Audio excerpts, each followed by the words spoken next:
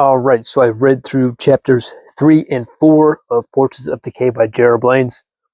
And you have to pardon me if I ramble a little bit because I came out here without my copy of the book and without my notes. But the two chapters are fairly straightforward as far as the actual events that go on, so it shouldn't be too hard to recap that.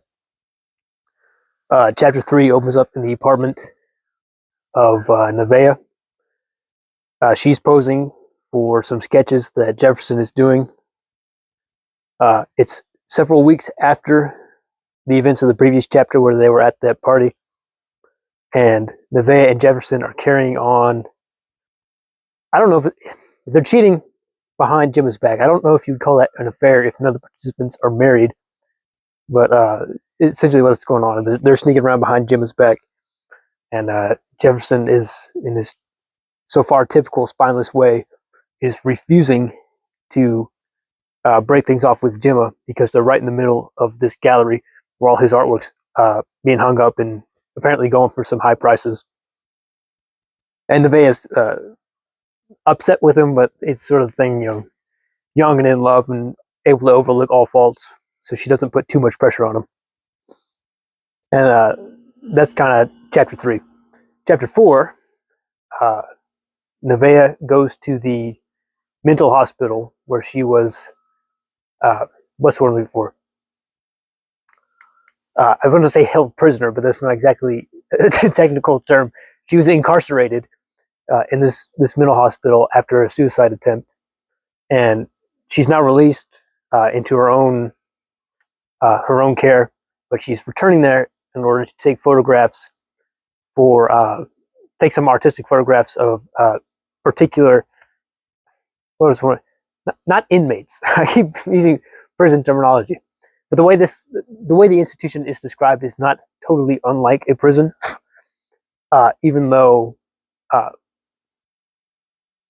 the book is not saying like this is some drab draconian place. It actually talks to the person overseeing the whole facility, and she's a rather nice lady. But the way the characters feel about it is sort of between this thing of hospital and prison.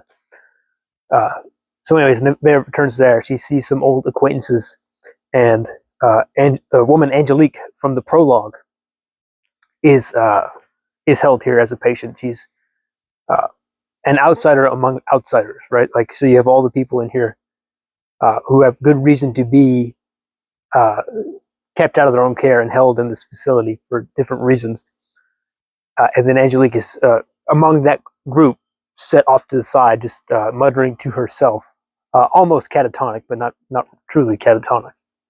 And it unnerves Nevaeh to a great degree, which I'm surprised, not too surprised. I didn't necessarily expect Angelique to reappear from the prologue, and since she's in this chapter, it leads me to believe that there'll be some greater connection later on through the book. Exactly what that will look like, I'm not sure.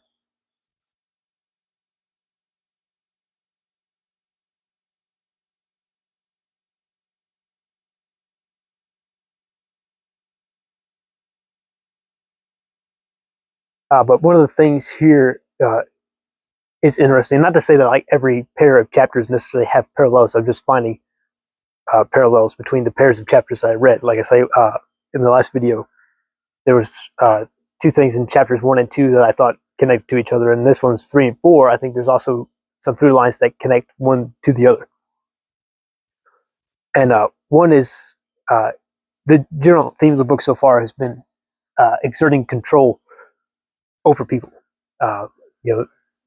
through abusing people, controlling people, that sort of thing. And in this hospital, not to say that they are abusing the patients, but they are directly exerting control over the patients and over the visitors that come in.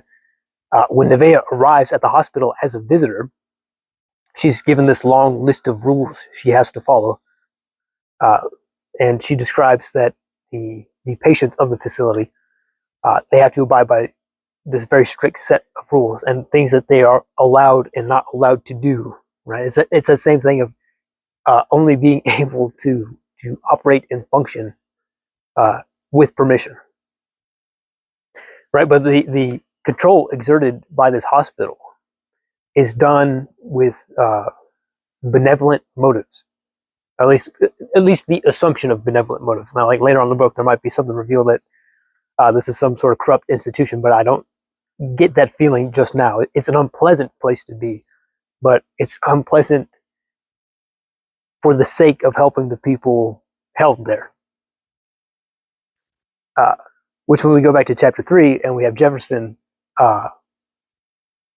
dragging his feet about bringing things off with Gemma, his rationale is that he doesn't want to interrupt Gemma in the middle of this big work, because Gemma's forced her way into directing this art gallery and taking it over.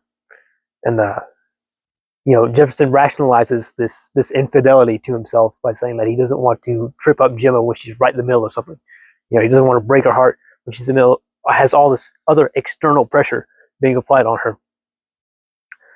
But what this is doing is it's sort of manipulative, controlling tactic in the relationship between Jefferson and Nevaeh, because Nevaeh is trying to push Jefferson to break things off with Gemma, but Jefferson's tamping down on Nevaeh's desires in that capacity through this, put this in quotes, benevolent inaction, this inactivity that he sees as rationalizing to himself as being good for the other person.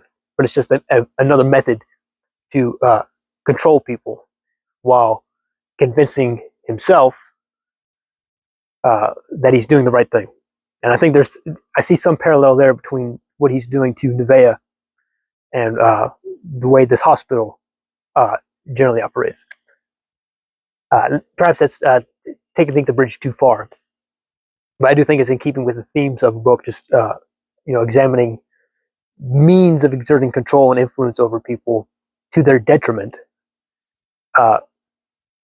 In ways of saying this is through revenge, of saying that maybe you have some right to control people, or just making yourself believe that it's actually some benevolent tactic, that it's better for everybody else if we just manipulate things this certain way.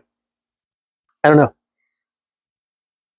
One thing I forgot to mention is when Nevaeh was visiting the hospital, one of the people she was visiting with was another young woman about her own age that it was also had attempted a suicide. And so there's a conversation there, and they got cut short a little bit. And that's another thing, that controlling thing. The what's the word? Orderlies, the guards of the institution, cut the conversation short to compel Nevaeh's friend to return to her rooms in this very controlled, structured environment. I know it's interesting the way maybe I'm crazy. I'm just admitting things, but the way each element of the book so far seems very well structured and organized to follow the general theme of the book, at least as I understand it. There's not in anything so far that's just totally out of left field that can't be contemplated or rationalized through this lens of seeing how the way different people control other people. I'm enjoying it. It's good. It's been a good time. But that's all I got to say about it for now. So I'll talk to you later.